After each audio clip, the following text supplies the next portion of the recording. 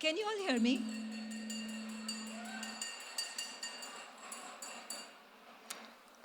Good evening. Good evening and welcome. This is truly unbelievable. I'm off script right now because in no way could I have imagined this fantastic group of people coming together to party and to have many great conversations, not just listen to great speakers, but to also have many great conversations amongst you all. So I hope you'll make sure you get to know at least 10 new people before you leave us on Saturday. Okay, now I'm back to my prepared remarks. It is a profound honor to open the inaugural Making Their Mark Forum here at the National Museum of Women in the Arts. You know, this feels like the right place to be to begin. A museum founded on a simple but radical idea that women artists deserve to be seen, studied, and celebrated, not as exceptions, but as central to the story of art. Thank you, Susan Sterling Fisher. Am I getting it right? Susan Fisher Sterling, sorry. I'm slightly dyslexic. And the extraordinary team at NIMWA for inviting us here.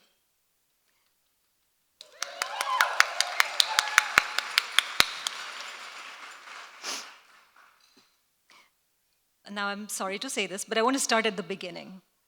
For many years, I believed in life that my calling was to be the CEO of a billion-dollar tech company.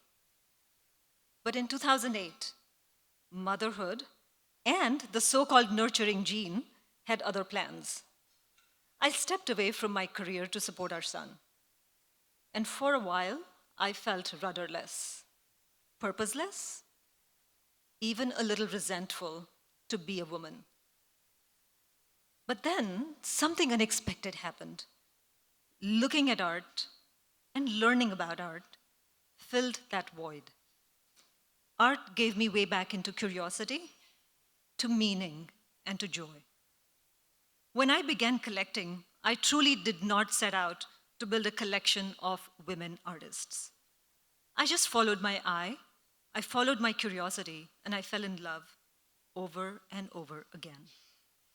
And as I began building real relationships with the artists, visiting studios, hearing their stories, understanding the texture of their careers, I started to see a clear gender disparity in recognition, in valuation, and perception.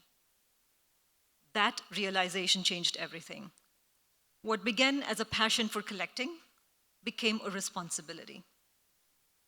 Over time, I have come to understand that what was missing was not excellence.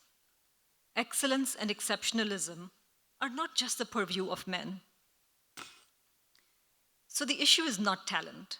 The issue is the systems that decide what becomes visible, what is preserved, what is taught, what is acquired, and ultimately, what is written into history. Over 5 years ago, Mark Godfrey, if you're here, please wave. Mark Godfrey approached me about publishing a book on the collection. I hesitated.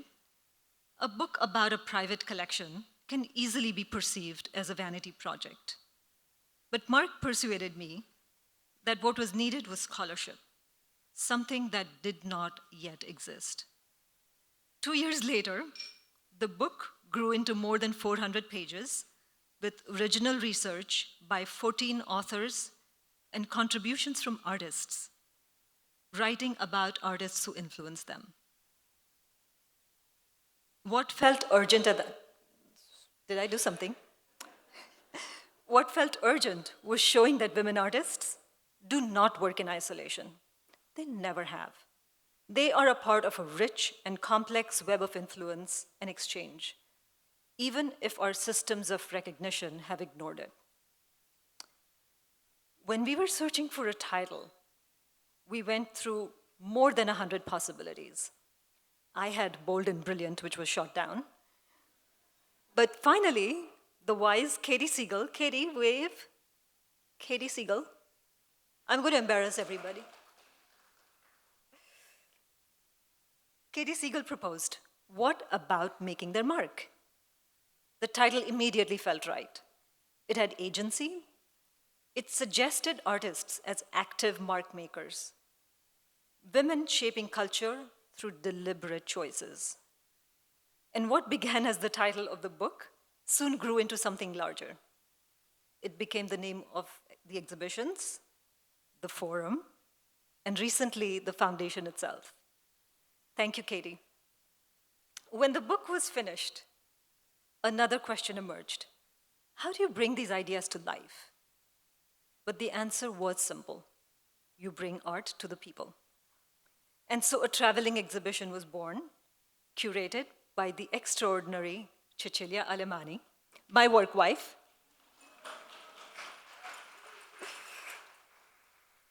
Cecilia shaped the exhibition not merely as a presentation of works, but as an argument about how art history is constructed and about the powerful intergenerational dialogues amongst these artists.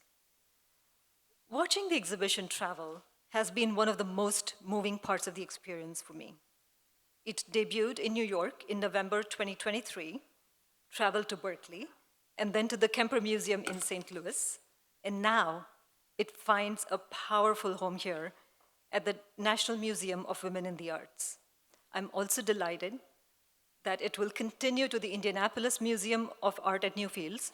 Is Belinda here? There she is, thank you, Belinda. And Mickey Garcia at ASU for your part at the Arizona State University Museum until 2028. So thank you, Susan Fisher-Sterling, Belinda Tate at Indianapolis, and Mickey Garcia at ASU for your partnership in bringing this work to new audiences. Now, my collecting began by falling in love. But the urgency of this work that we're doing has been fueled by data.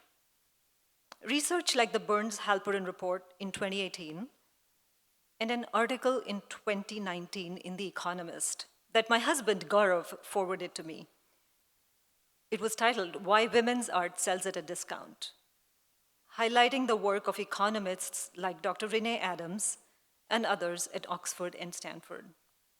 And this has helped crystallize what artists have long understood, that disparities in recognition and valuation are not accidental. They are systemic. They are in our minds. So I want to thank Charlotte Burns, Julia Halperin, and Renee Adams, who are here tonight. Their work has really helped transform intuition into evidence, and evidence allows us to act with precision. So over the next few days, we will ask what it means to modernize the entire ecosystem around women artists, from education and scholarship to museums and markets, to criticism and collecting, so that opportunity is not episodic and recognition is not a rare astonishment. You know, first artist, first woman artist, we don't need that. This is me being me. Now, once I understood that the disparities were systematic and systemic, once I understood that recognition and valuation were shaped by structures, not simply by merit, I realized something important. And I'll leave you with this. Love alone is not enough. Stewardship requires action, and action requires community. And that is why all of you being here matters so much. Thank you for being here tonight. I'm now pleased to introduce Susan Sterling Fisher. I got it right again, director of NIMWA.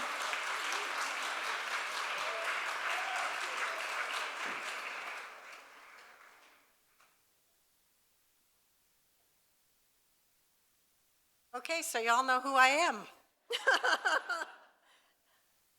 So I'm delighted that Komal has asked me to offer a few brief words of welcome, and I will keep it brief. Thank you for coming to the world's first major museum solely dedicated to champion women artists. Yeah, it's okay. I know the idea wasn't very popular when it started, but look at us now. So I wanted to, as I begin my remarks, just recognize NIMWA Board Chair, Winan Smoot Holiday. Winan, will you put your hand up? Who is with us here this evening and part of the Holiday family.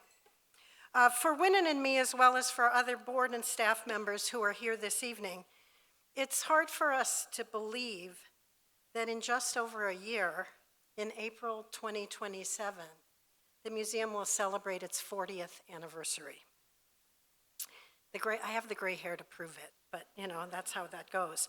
The exhibition Making Their Mark, Works from the Shahgar Collection, is very much a part of our story. In the 1970s, our founder, Wilhelmina Cole Holliday, asked a simple question: where are all the women? You'll hear as I speak the same kinds of thoughts that Komal has expressed. But when she started, she looked at the leading art history books to find out more about women artists, and she found no reference at all. In fact, it was a Clara Paters, an artist whose work we have upstairs, and there was no mention of Paters or any other woman artist until about 1987 in the major textbooks in our country. This is familiar to some of you, but may not be to all. But Mrs. Holliday decided to study up, and what she found was research by feminist scholars who were unearthing and resuscitating the reputations of hundreds of women throughout history. The Hollidays had never planned to have a museum, but the realization of women's lack of recognition convinced her that women deserve to have a place dedicated entirely to their work. In fact, her memoir is called A Room of Their Own, and that led to the founding of this museum. Fast forward to tonight, we at NIMWA have the privilege of presenting the work of a collector who you see shares a similar conviction. I think of Komal Shah as a philanthropic activist, an influential founder of the Making Their Mark Foundation, and our host for this very special evening. Through the Making Their Mark Foundation, Komal and her team, led by Alexa Milroy, are part of a new generation that we are so excited to see, ensuring that women artists, as Komal said, are seen, studied, and placed at the center of cultural narratives. The Making Their Mark Forum that we'll be a part of over the next couple of days is a shining example of this commitment. It's wonderful to have all of you, so many great artists and advocates for the cause of women artists, here with us at NIMWA tonight, and we're looking forward to all our discussions tomorrow on Saturday. As you heard from Komal, she's also the driving force between the Shahgar collection that reflects over a decade of purposeful collecting. Every work that you'll see in our second floor galleries reflects her discriminating eye, her commitment to addressing gender inequity through collection practices, as well as her belief in the transformative power of art. Our shared mission as organizations, a mission grounded in the belief that women's contributions to modern and contemporary art are foundational, not footnotes, is why we're so delighted to have Making Their Mark at NIMWA this Women's History Month, and why we're so delighted to have all of you here with us for the first Making Their Mark Forum. It's nice for NIMWA to be the kickoff venue for that. Thank you all for being here, and I will tell you, I will live off this moment of solidarity here in Washington for many months to come. I'm now happy to turn the podium over to our Making Their Mark curator, Cecilia Alamani.